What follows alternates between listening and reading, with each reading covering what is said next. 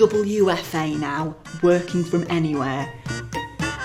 You can think of your remote team like pets, isolated in a world you control, performing in the hope of reward. Besides, they can always call if they're really freaking out. Deadline tomorrow. What do we do? Tomorrow? The briefing document can't lead the team, Jess. I've told everyone here you're basically a miracle worker. Well, no pressure then. And if my staff want a shoulder to cry on, they can use their own.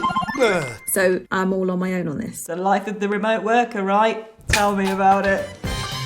The team isn't working. We're divided. Leaderless? Wait, that can't be right. We had to change delivery format a few weeks ago. I can't read every little email. You said you wanted to be kept in the loop at all times. Yeah, not kept in like a prisoner. Guys, how do we get our vibe back?